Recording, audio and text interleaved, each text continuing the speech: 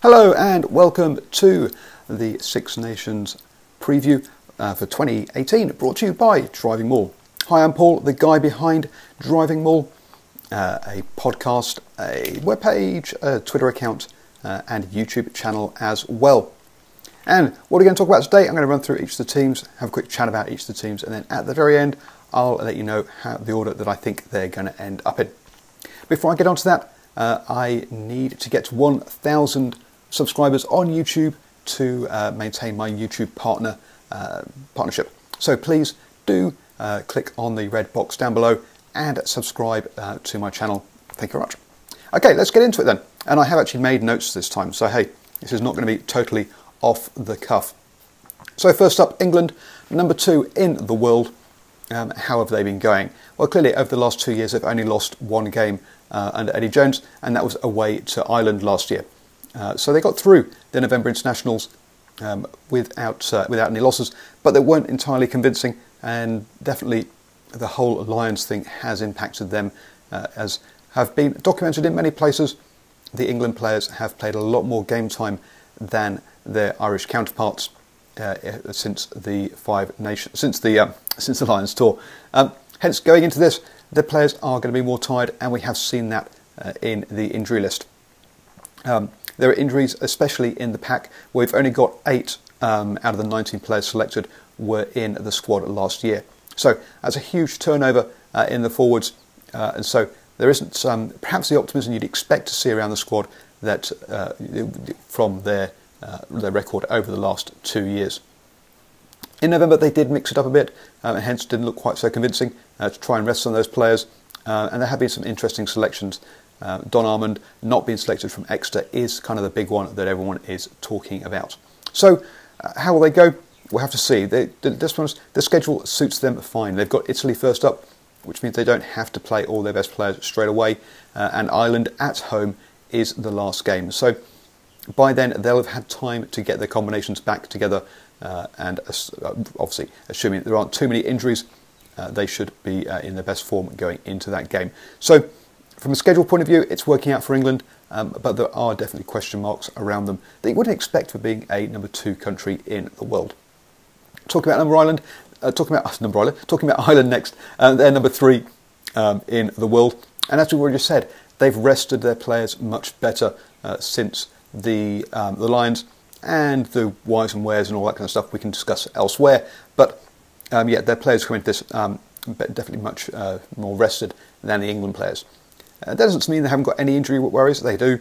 Sean O'Brien in the back row is missing, and also if you look at their centres, basically you've got 3 guys on 2, 2 and 3 caps plus Henshaw. So there's a lot of inexperience there in the centres as well. Game style, this is going to be their normal complex game plan run by Murray and Sexton in particular. Sexton will be shouting and telling everyone where they need to be, and obviously Murray's box kicking for this challengeable kicks is going to be a key part. I don't think we're going to see a massive bit difference in how they play. Very good side, and definitely looking at going to that Grand Slam. They'll be wanting to go into that last game with an opportunity of it at the very least in this season. Scotland, number 5 in the world, going very well. Had a fantastic November, and basically their style is looking to run other teams off the park. Gregor Townsend has talked about having the fastest sort of game plan and the fittest game plan around. So that's what they're looking at doing. Obviously, as we always know with Scotland, they have one of the thinner squads, so they'll be heavily reliant on Russell, Hogg, for example. But they are looking like having much more options in all of their positions, and their depth looks much better than it has done for a long time. That is going to be tested in the props yet again. And they've had a lot of injuries there, and only 2 players I think got over 10 caps. So a lot of inexperience in the front row. It's going to be a big question mark is can the pack maintain at least parity and not go backwards in the set piece, in the scrum particularly, with those injuries. Wales, 7th in the world, and lots of question marks around them really. Missing Dan Bigger for the first 3 games, that's going to be a loss. And also, again, just like Scotland, they don't really have any experience, much experience in the centres. They've got injuries there as well. How are they going to play is the big question. Is Gatland going to revert back to going around the corner and his old style of so-called Warren ball, or is he going to move more towards the expansive style that we've heard lots of talk about evolving the game plan? We'll have to wait and see. There's been some interesting selections.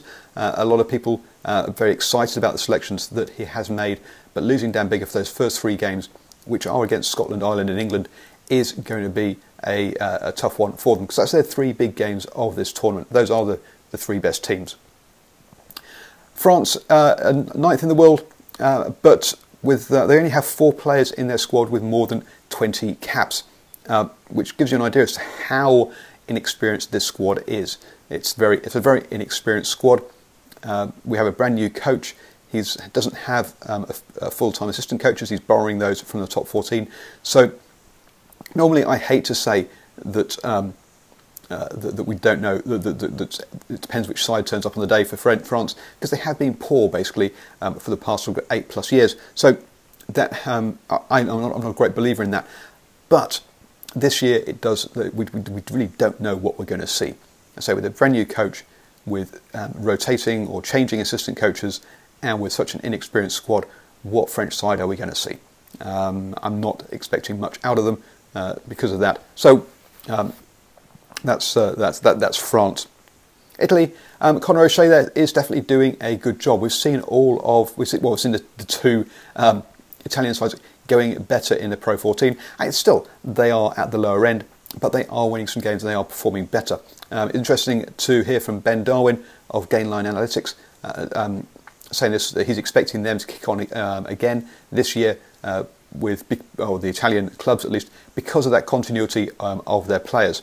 And if you look at their squad, you can see that only 2 players are playing outside of Italy in this Italian squad. So this is a squad that Conor O'Shea has got nearly full control over. His remit isn't just the national team; it's also about the wider game in Italy, and he has. So he will have those 2 clubs, both Zebre and Treviso, coaching in the style that he wants for the national team. And we've seen improved results partially because of their attention to players, but also because of their increased fitness and their better coaching as well. So Italy are a side, by the looks of on the up. They have a long way to go, don't get me wrong, but things are definitely looking more positive there. So before I just jump into how I think they'll finish, don't forget there'll be a face hopefully about there-ish where you can subscribe to the channel, so please do that. I really need to make that 1,000 number. And how do I think they'll finish? Italy, I think, will come last. France, I think, will come in 5th. They just have too much quality, even if we have all those question marks around them. Wales are going to be in 4th. Losing Dan Biggar for those 3 important games is just going to be too much for them. Scotland should finish in 3rd. Obviously, that weakness up front, I think, is going to cause them a problem against both Ireland and England. But they are a very dangerous side. Some amazing stat is that Scotland haven't scored a try against England in over 10 years at Murrayfield. That's not just win the game; that's just score any tries. So expect that run to be broken this year, but I don't expect them to win that game. So it's going to come down to that final game of the season. England at home against Ireland, I think, will be the deciding game, and I think England at home will win it because they are at home, and Eddie has got these 7 weeks to give some of the players rest and try and rotate and manage his players, and so I think that's going to be enough. If that game was earlier in the season, earlier in the Six Nations, I think we maybe see it go the other way, but because it's the last game, I'm going to England to win the whole thing with a Grand Slam. So there we go. That's my predictions. Always up for good rugby chats. Please let me know down below, or you can catch me at DrivingMaul on Twitter, and don't forget, please do subscribe.